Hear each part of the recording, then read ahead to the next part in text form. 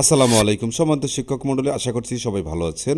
সরকারি প্রাথমিক বিদ্যালয়ের 2024-25 অর্থবছরের জুলাই 24 টু ডিসেম্বর 24 এই 6 মাসের উপবৃত্তির টাকা প্রদান শুরু হয়েছে। তাই ডিসবার্সমেন্ট রিপোর্ট দেখে নিন কে কে পেল এবং কে পেল না। এজন্য প্রথমে আপনাকে একটি ব্রাউজার ওপেন করতে হবে। আমি এখানে ক্রোম ব্রাউজার ওপেন করছি এবং অ্যাড্রেস বারে লিখছি PESP, লিখে এন্টার প্রেস করব। এন্টার প্রেস করার পর দেখেন প্রাথমিক শিক্ষা উপবৃত্তি কার্যক্রম PESP ফিনান্স গভ পিডি, এখানে ক্লিক করব। ক্লিক করার পর দেখেন PESP MIS পোর্টালের আমরা লগ ইন করবো।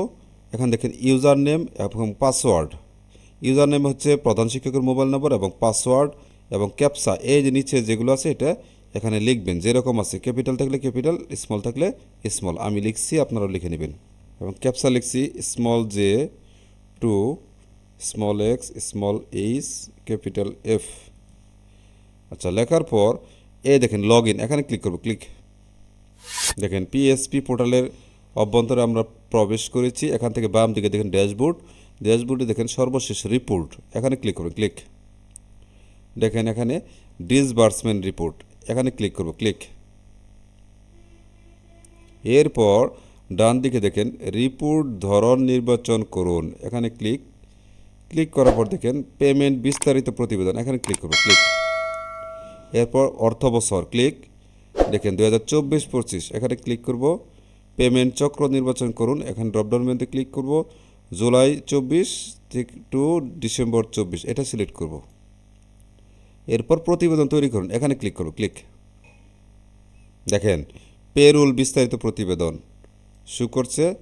দেখেন অর্থ বছর 2024-25, পেমেন্ট চক্র জুলাই 24 টু ডিসেম্বর 24।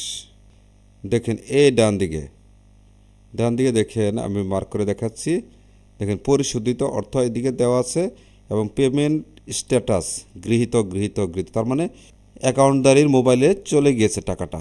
তো এইভাবে আপনি স্ক্রল ডাউন করে দেখে আপনার বিদ্যালয়ের সকল শিক্ষার্থীর স্ট্যাটাস আপনি দেখতে পাবেন যে কে টাকা পেলো এবং কে টাকা পেলো না। কেউ যদি অভিযোগ নিয়ে আসে যে আমি টাকা পাইনি, এখান থেকে দেখিয়ে দিবেন যে গৃহীত। দেখেন পরিশোধিত অর্থ এখানে দেওয়া আছে এবং পেমেন্ট স্ট্যাটাস গৃহীত, তার মানে মোবাইলে চলে গিয়েছে, মোবাইল অ্যাকাউন্টে।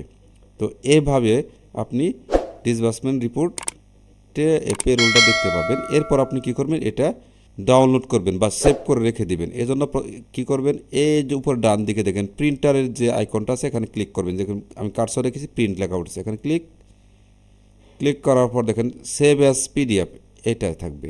এটা যদি না থাকে এখানে ক্লিক করে নিয়ে নেবেন, এটা সেভ অ্যাজ PDF নেওয়ার পর এই যে নিচে সেভ, এখানে ক্লিক করবেন। দেখেন file name payroll, save as type PDF, এটা চেঞ্জ করা যাবে না, এটা PDF আছে। আচ্ছা, এটা কোথায় সেভ হবে? দিস PC ডাউনলোডসে গিয়ে এটা জমা হবে। পরে এই যে সেভ, এখানে ক্লিক করব। তো দেখি কোথায় এটা সেভ হলো। আমি কি করব, এই ডাউনলোডস এখানে যাব। দেখেন এই যে পেরোল, এখানে এটা PDF আকারে জমা হয়েছে, এখানে ক্লিক করি। দেখেন আবার এই যে দেখতে পাচ্ছি পেরোল বিস্তারিত প্রতিবেদন, পরিশোধিত অর্থ এখানে, পেমেন্ট স্ট্যাটাস এখানে। তো এভাবে আপনি ডাউনলোড করতে পারবেন বা সেভ করতে পারবেন। এরপর এটা প্রিন্ট করবেন। কীভাবে প্রিন্ট করবেন, এই দেখেন এই যে প্রিন্টার আইকন যে আছে প্রিন্ট, এখানে ক্লিক করবেন। ক্লিক করার পর দেখেন এই দেখেন এখানে বাম দিকে দেখেন printer Microsoft print to PDF, এখানে ক্লিক করে আপনার যে প্রিন্টার আছে সেই প্রিন্টারটা আপনি সিলেক্ট করবেন। সিলেক্ট করে তারপরে যে প্রিন্ট, এখানে ক্লিক করবেন। ক্লিক দিলেই সেটা প্রিন্ট হয়ে বের হবে। আমি এখানে দিচ্ছি না যেহেতু প্রিন্টার সংযোগ নেই। তো এইভাবে আপনারা ডিসবার্সমেন্ট রিপোর্টের পেরোল বিস্তারিত প্রতিবেদন দেখতে পারবেন, সেভ করতে পারবেন এবং প্রিন্ট করতে পারবেন। আশা করি ভিডিওটি আপনাদের ভালো লেগেছে। ভিডিওটি যদি একটু হেল্পফুল হয়ে থাকে তাহলে অবশ্যই একটি সাবস্ক্রাইব করবেন। এই আশাবাদ ব্যক্ত রেখে আজকের মতো এখানে শেষ করছি। আবার দেখা হবে নতুন কোনো ভিডিওতে, নতুন কোনো টপিকে। সে পর্যন্ত সবাই ভালো থাকুন। আল্লাহ হাফেজ।